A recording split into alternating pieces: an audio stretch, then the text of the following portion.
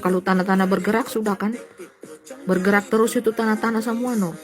Kan sudah dikasih tahu dari 3 bulan 2 bulan lalu sudah diperingatkan tuh tanah-tanah akan bergerak semuanya. Batu-batu dari gunung akan tercurah itu sudah diperingatkan duluan ya, supaya saudara tidak kaget. Itu teguran halus dari Tuhan. Tuhan Yesus Kristus zaman Alfa dia sudah ada berinkarnasi jadi manusia, dan di zaman Omega pun dia sudah ada berinkarnasi jadi manusia. Kode name Alfa dan Omega. Mati meninggal umur 33 tahun. Di zaman Omega dia menyatakan dirinya kembali untuk menghakimi dunia ini berumur 33 tahun. Pergilah ke channel King of the Kings 1000 tahun damai supaya saudara bisa melihat cahaya kemuliaan itu yang dari sumber cahaya itu sendiri. Itu inkarnasi ya Bapak Ibu. Jadi tema pemberitaan saya, sentral pemberitaan saya, kedatangan Tuhan Yesus kedua kali tengah-tengah muka bumi ini sudah ada dan dia sudah ada. Bapak Ibu, jangan sampai penyesalan itu akan terjadi di depan mata Bapak Ibu.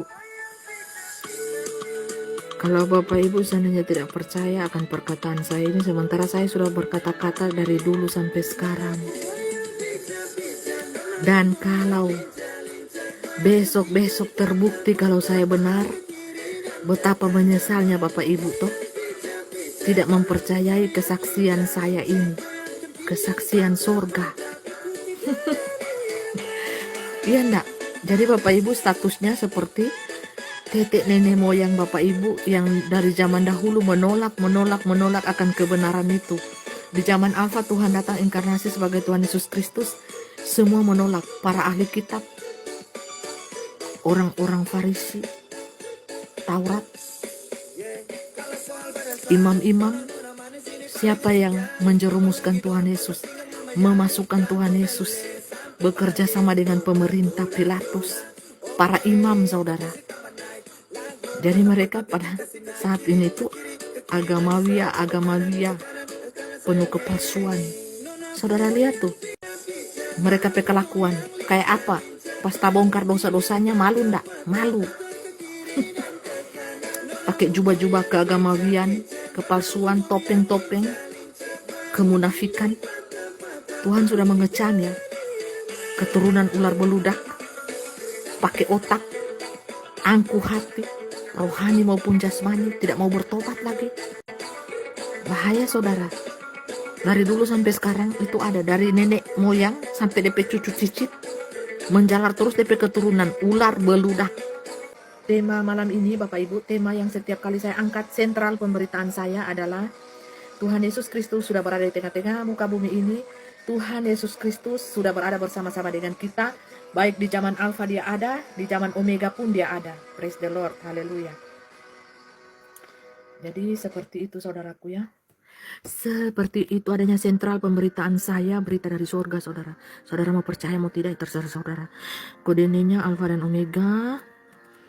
Nama di bumi itu Pak Diteno Grahanto, Alfa dan Omega, pemuda umur 33 tahun mati.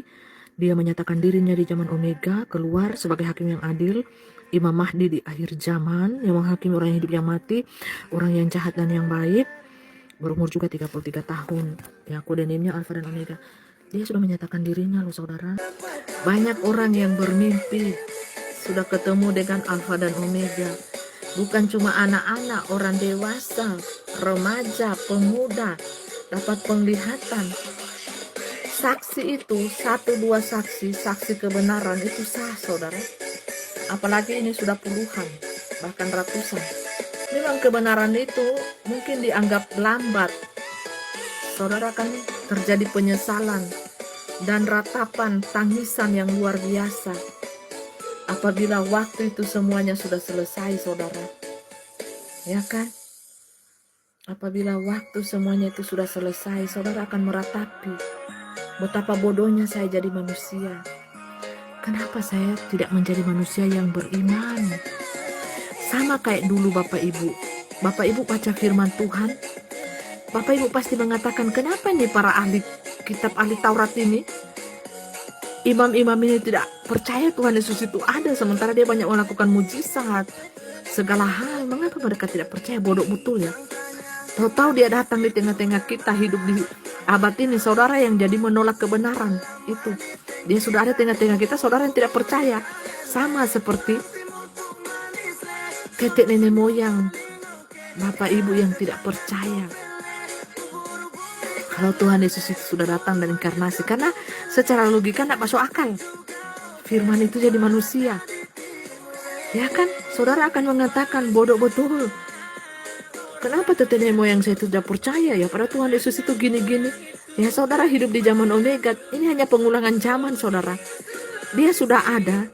Dia sudah menyatakan diri sebagai King of the Kings, Alpha dan Omega. Saudara tolak. Saya tidak percaya. Mustahil. Dia harus datang di awan-awan. Saudara siapa? Saudara siapa? Mampu saudara modola Tuhan Yesus di awan-awan? Gosong saudara. Tuhan Yesus itu harus pakai tubuh inkarnasi baru bisa saudara lihat. Saudara mau lihat secara roh, tidak bisa. Emangnya hati saudara itu kudus? Emang hati saudara itu suci? Jangan terlalu sombong. Angkur rohani jasmani. Karena logika full dengan teori, Anda jadi sombong. Mau sambut Tuhan Yesus di awan-awan, ketemu Anda dengan blue beam. Hello. Sadar saudara ini. Sedangkan Tuhan Yesus itu mendirikan kerajaan 1000 tahun di bumi itu secara manusiawi, darah dan daging, secara roh.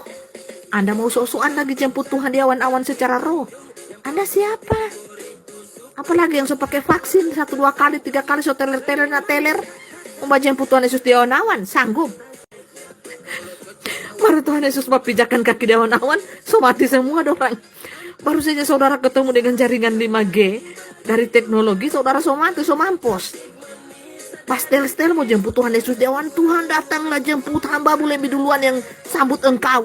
Terlalu percaya diri sekali Anda. Jangan saudara. Terus saudara terima vaksin 1, 2, 3. So aku berserah, aku bersujud kepadamu Tuhan dengan tanda dajjal ini. Terus saudara terlalu percaya diri badola sambut Tuhan Yesus. Aku duluan sambut Tuhan Yesus di awan-awan. You siapa? You kudus. Hati you itu suci. Penuh dosa sayang. Memuntah-muntah itu malaikat melihat kau pe hati. Belum kau pe kelakuan di gelap. Belum kau itu sembunyikan uang ratusan juta M. Aduh kasihan. Jemaat susah, hamba Tuhan miskin yang lain kau tidak bantu, kau tutup mata. Yang penting kau senang-senang. Kau nikmati hidupmu. Pas mati, inna ilahi rojiun rib, neraka sayang. Lebih baik di dunia ini kita susah-susah, kasihan, bercucurkan air mata. Yang penting pas meninggoy, pindah alam, kita ada di surga daripada kita hidup enak-enak di dunia cuma sampai 70 tahun. Untung-untungan masa 80 tahun. Enak di dunia, sombong angku hati lagi, pandang remeh orang. Mati kang hari neraka tempatmu baru rasa. Itu akhirat itu kekal. Tapi di dunia ini hanya sementara sayang. Mendingan kita hidup menderita di dunia ini daripada hidup senang-senang. Terjebak dengan dunia. Neraka lagi kita petampan. Baik kita hidup susah-susah. Maksudnya bukan juga terlalu susah ya. Maksudnya begini istilahnya, kita susah-susah, kita tidak menikmati kenikmatan dosa gitu loh. Kita menikmati berkat Tuhan, kita menikmati kemurahan Tuhan. Kan ada orang yang menikmati kekayaannya di dalam dosa toh. Nah kalau kita anak Tuhan menikmati berkat Tuhan itu di dalam roh dan kebenaran. Nah kita bisa bantu orang susah yang tidak makan, kita bisa bersaksi, kita bisa pelayanan, kita memuliakan Tuhan. Dengan apa? Berkat Tuhan yang Tuhan berikan kepada kita. Lewat siapa? Lewat anak-anak Tuhan yang diberkati Tuhan, yang baik hati, yang murah hati di tengah-tengah dunia ini. Baik dalam negeri maupun di luar negeri. Seluruh umat manusia. Anak-anak Tuhan itu seluruh umat manusia. Anda usah pakai agama sayang. Yang penting bertobat dalam kerendahan hati, cari Tuhan, hampiri Tuhan, ya, bertobat dari dosa-dosamu. Jadi orang yang baik, berkarakter firman, ada kasih, ada cinta, pembawa damai di tengah-tengah dunia ini, pembawa cahaya, pembawa terang ilahi, kasih Tuhan. Ya kan? Selesai, walaupun hidup kita itu tersolimi loh di dunia ini. Orang berbuat jahat kepada kita, kita balas dengan kebaikan. Nah, makanya kita bersinar-sinar sayang.